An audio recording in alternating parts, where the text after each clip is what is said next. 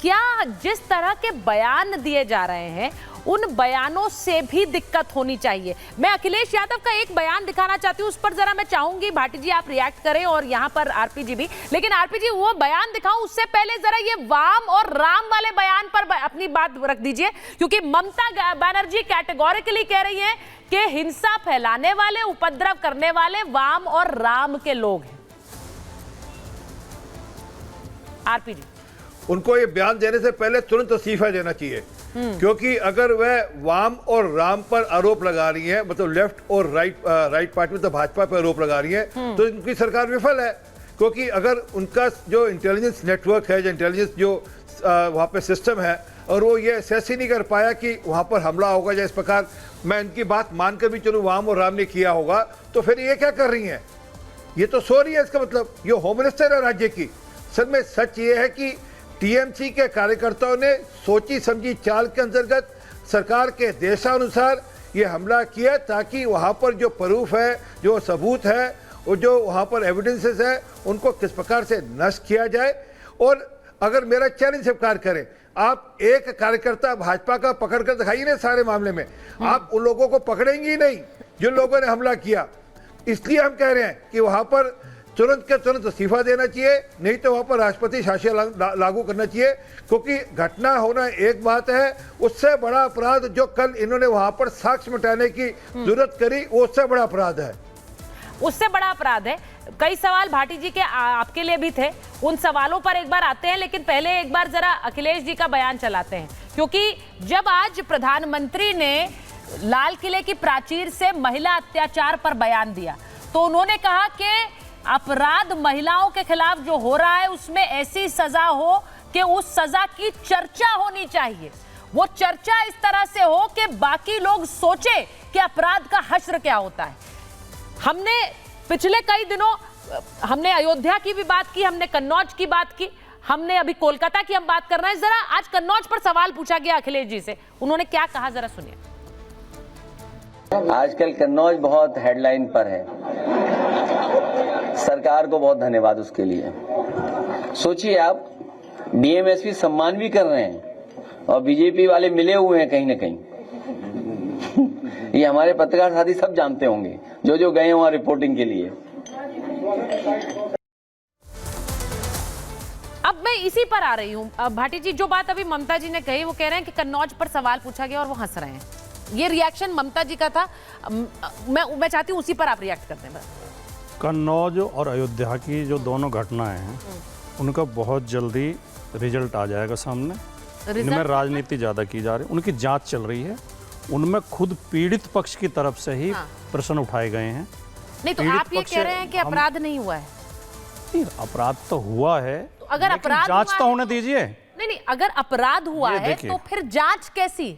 आप जांच नहीं होगी अपराध की? नहीं, जांच होगी, लेकिन जांच जब आप कहते हैं रिजल्ट आ जाएगा। हाँ, जब तो रिजल्ट का मतलब क्या है? जब तक पुलिस जांच पूरी ना हो जाए तब तक हम कोई टिप्पणी करेंगे तो ऐसा लगेगा जैसे हम अपराधियों के पक्ष में बोल रहे हैं। तब तक इसमें भारतीय जनता पार्टी की सरकार समाजवादी पार्टी को बदनाम करने के लिए उल्टे सीधे बयान दे रही है। इसमें सच्चाई दोनों केस में, भाटी जी दोनों केस में सच्चाई कुछ और निकल गया। भाटी जी आई एम सॉरी, मुझे इस बात पर आपत्ति है। आप कह रहे हैं कि रिजल्ट आएगा, आप ये भी कह रहे हैं अपराध हुआ है, लेकिन आप कह रहे हैं रिजल्ट आएगा। तो या तो मान लीजिए कि अपराधी नहीं हुआ, क्योंकि आप लोग तो नार्को और डीएनए भी मांग रहे थे। फिर दोहरा रहा हूँ, परिणाम आने दीजिए पुलिस जांच का। हम तो पुलिस जांच पे भी भरोसा कर रहे हैं, हम तो ये भी नहीं कह रहे कि पुलिस गलत है।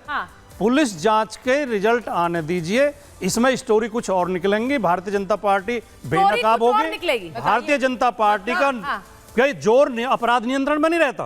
कुछ जातियों, कुछ धर्म के लोगों को मुख्यमंत्री ने विधानसभा में क्या नाम लिए, 16 लोग अरेस्ट हुए, जिसमें कई जातियों के लोग थे, लेकिन केवल एक यादव, एक मुसलमान का नाम मुख्यमंत्री ने लिया।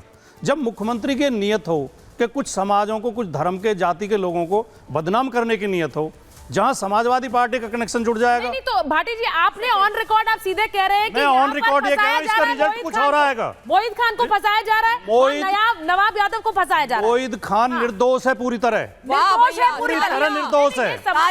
मोहित खान का कोई मतलब नहीं है इस केस से। मोहित खान पूरी और मोहित जो पीड़ित लड़की है उसके परिवार की ओर से मोहित खान के समर्थन में बयान दिए गए हैं। किसने बयान दिया? उसके परिवार की तरफ से किसने आप बयान देखिए दिए? सो तो ये मीडिया में बयान है। नहीं मीडिया में बयान है। आप ये कह रहे हैं और जांच आना, हमें जांच पर पूरा भरोसा है। नहीं ये जांच ये तो- रिपोर्ट आने दीजिए, मुझे ना 2-3 हम अपनी तरफ से परिवार में कोई किसने बोला है? भाटी जी प्लीज बताइए, मैं जानना चाह रही हूँ क्योंकि ये आपने बड़ी कंट्रोवर्शियल बात कही। आपने कहा ये मोहित बहुत खान बड़ी पूरी बात तरह है। बेकसूर है, पूरी तरह बेकसूर कर दिया। जांच अभी हुई नहीं, अभी तो आप कह रहे थे जांच का इंतजार कर रहे हैं। हाँ, अब जब आप बार बार कुरे देंगी तो हम फिर हमें बोलना पड़ेगा। हम अच्छा, तो कह रहे हैं, हम मैं पहले बोलना नहीं चाहते, ठीक है। रिपोर्ट आ जाए, ठीक है। लेकिन आप कह रही हैं बोलो बोलो ठीक है, बोलो। ममता जी वो कह रहे हम हैं कह रहे हैं अब जैसे ये घटना है नहीं राजकुमार भाई, अब 30 सेकंड कन्नौज की घटना नहीं, में नहीं, आप 30 जो सेकंड वीडियो मेरी बात सामने सुनिए आई, हाँ। उस वीडियो में जो महिला कुर्सी पर बैठी दिखाई दे रही है, उसी महिला ने अगले दिन बयान कुछ और दिया है। हाँ। उसी महिला ने हाँ। जो कुर्सी पे, जब पुलिस आई है, जो कुर्सी पे महिला बैठी दिखाई दे रही है, ठीक। उनके कंट्राडिक्टरी बयान है आपस में। हाँ।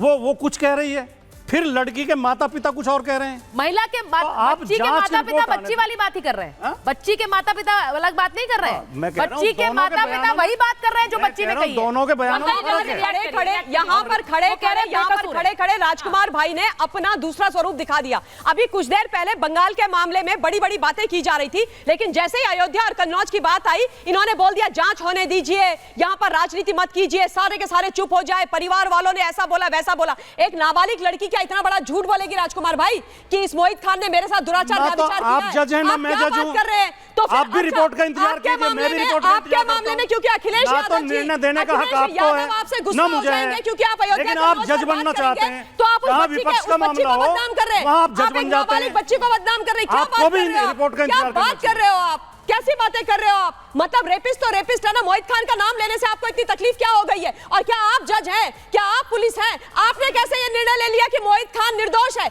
बताइए ना आप मुझे, बताइए आप मुझे। गलत है ये। एक बार डीजीपी सर के पास जा रही हूँ। डीजीपी सर, ये जो मामला हुआ है, मुझे लगता है यहाँ दोनों अलग अलग वर्जन है। डीजीपी सर हैं क्या हमारे साथ?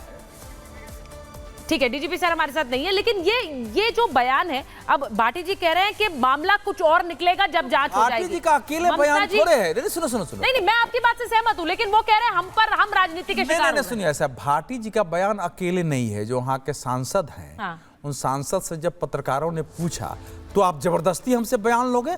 मुझे तो अयोध्या के एक बड़े पंडित ने कहा है कि इस पर अभी कुछ नहीं बोलना है, तो वो बेचारे वो उस पर चुप हो गए। उसके बाद जब वहां गए हैं तो एक दिन वो किसी टीवी पर मैं देख रहा था, आजकल उनको अंग्रेजी बोलने की बीमारी हो गई है, तो उनको कहने की बजाय ये आप पीड़ित के अवमानना साथ कर रहे हैं एक सांसद। सुनिए, उन्होंने कहा कल्प्रिट के साथ हूं। सांसद का अपमान सुनिए ना, कर रहे हैं आप। कल्प्रिट के और साथ यही हूं। कारण है आपको सुनिए, इतनी सुनिए, चिढ़ है उस सांसद से, सुनिए। क्योंकि वो उस समाज अब से देखो, आता है आपके बीच जिन्हें में आपने सर- कभी बराबरी का अधिकार नहीं दिया। और मैंने आपको- वो क्यों जीत गया वहां बोल लेने से? दीजिए आपको भाई। ये दिक्कत है। अरे धृतराष्ट्र को बीजेपी भी को ये बोलने दिक्कत दीजिए। है, धृतराष्ट्र- और इसीलिए षड्यंत्र नहीं, किए जा रहे हैं। अवधेश प्रसाद एक नहीं, वो ये कह रहे हैं- सीट से चुनाव बात जीत के आगे अरे ठीक है, बीजेपी जल्दी को हरा के अरे मैं क्या कह रहा हूं, पचा नहीं पा रही है सुनिए ना बीजेपी। भाई, क्या बीजेपी और उनके समर्थक लोग पचा नहीं पा रहे हैं नहीं, इसे। देखिए, ऐसा है। इसलिए सारे निशाने अवधेश प्रसाद पर हैं। जल्दी जवाब एक शानदार नेता को घेरा जा रहा है, बदनाम किया जा रहा है।